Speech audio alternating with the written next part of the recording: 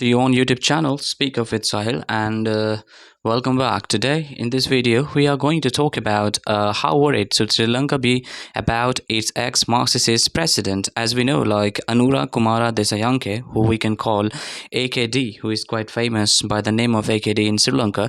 That person has become the president of Sri Lanka, and the person who was about to be Marxist, and he was Marxist exactly back then. When you look at the era of 1970 and 1980s, you would find like he was the biggest Marxist, and his party we can call JVP, we call like Janata Vimukti, like Peramuna. This party was also a Marxist party. We will discuss all of these things later, but first I would like to tell you to subscribe to my YouTube channel. Don't forget to hit the like button and share with your friend. If you end up liking this video, if you really end up liking this video, then you would have to subscribe to my YouTube channel. We need your little bit support so we both can improve ourselves together. So here's the fact, like recently, as we know, like what's going on there, and things have got changed a little bit. If you see like Anura Kumara Dissanayake, who was sworn as a president of Sri Lanka on September 23rd after winning a run of elections, look alarming, right? Began as a revolutionary Marxist, you can say limit movement back then around 1970s and 1980s that led to be killing of tens of thousands of people, and Sri Lankans were killed or simply disappeared. All of them were disappeared in the insurrection and their separation, which overlaps with a civil war between the government and Tamil rebels. We have to understand like what's going on exactly over there. So in 1970s and 1980s, between this era, they had a fight with a certain party, that's what we call like Tamil rebels, and they were fighting for these things. And I think Mr. Dissanayake, he was the part of that JPV group. There was a political party, and he was the part of that political party being as a student leader, and his party, and he was one of them who led the biggest movements against the the culture. And when they got such mass killing over there that killed approximately hundreds and thousands of people in Sri Lanka, that kind of bloodshed and bloody war Sri Lanka had never witnessed in its whole lifespan. So to his credit, Mr. Dissanayake, known as AKD, as I told you, has distanced himself from the ghost priory.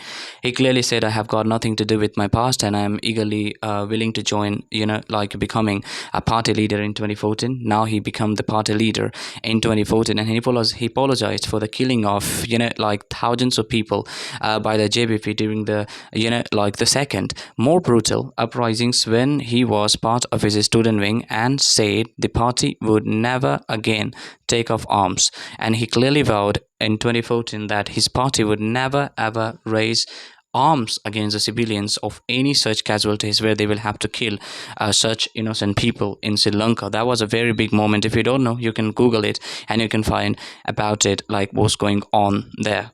Like he has also further softened the Japanese ideology. This party had started supporting the common people who's living like standard quite devastated by the worst, you can say, economical crisis in 2022, just because of the ex-prime minister Rajpaksa, that person who had to flee the country. Just why? Because a lot of people stormed his palace, as same as like Sheikh Hasina. That was he saw exactly back then what happened over there. So he faced the same consequences, and somewhat this party is supporting that we have to end the privatization of our country. We have to support the people who are struggling to have their common day meal, and he vowed to not up arms or any kind of weapon against any such things which will put the life casualties, and which will put the casualties in risk, which will put people life in risk. And like Gotabaya Rajpaksa was absolutely a corrupted person, and that's why he had to leave the country in the suspicion of corruption, and that's why the massive protest happened over there. Recently, the inflation rate of Sri Lanka is more than 75%. People are struggling to afford the food. They can't even afford the rice, they can't even afford the oil, and especially the inflation rate is just about to be called hyperinflation in this problem if these things will not be cured ASAP. So they have to cure this problem quite well. The economy collapsed under the main reason for worrying about Mr. Rajpaksa is not that his past, that is his political experience. He does not have political experience. In bearing a brief stint as agriculture minister 2 decades ago, he was agriculture minister, and he must continue with painful reforms to keep the economy stable without alienating the people who elected him. That is the main course, and which is absolutely impossible task for him. It is all about his political career. He is not well experienced guy who should be running the country now, and that is the main concern. And when we see that what is the main concern, else he has to come up with painful reforms. He should not be raising the taxes anymore. He should not be like alienating the people who have selected him to be the leader of this country, which is impossible for him, by the way. He won't be able to do that. And the economy collapse happened just because Rajapaksa's whole family was collapsed and was embroiled into a corruption things. And Rajapaksa's power was divided among his own family member. So once the power get divided among the family members or among the people, these things will never get succeeded. So the economy collapsed and the Rajapaksa corrupt eccentric regime which divided up power among the president's relatives. That is the main reason, trying to turn the nation's farm organic overnight. He wanted to do the farms and each and everything organic overnight. Mr. Rajapaksa banned imports of chemical fertilizers, causing food productions to collapse and living standard to plummet. Sri Lanka defaulted in April 2022. 3 months later, a crowd stormed Mr. Rajapaksa's palatial residence and fled the country. And like the Ranil Wickremesinghe, his successor, brought down inflation, stabilized the currency, and stuck debt restrictions deal with the IMF and other creditors, including India and China. However, he failed to solve the economic pain felt by ordinary people and did little to curb grafts or safeguard the rights of dissidents.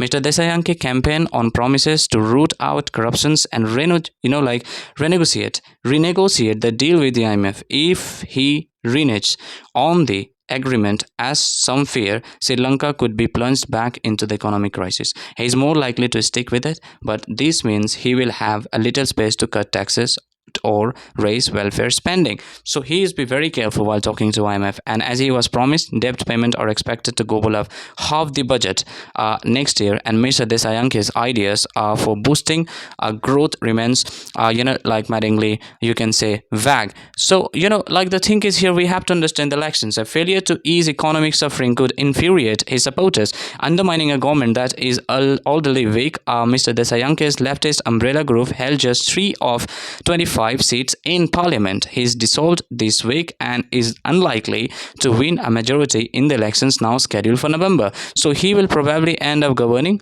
with a fragile political coalition, possibly including members of the old establishment. He promised to oust Sri Lankans, hoping for a reckoning with the past. Are likely to be disappointed. Despite its rebellious history, the JVG is unlikely to support an investigation of atrocities committed during the long civil war. So a lot of things going on. It's not only one thing that we can focus. This person would never allow for an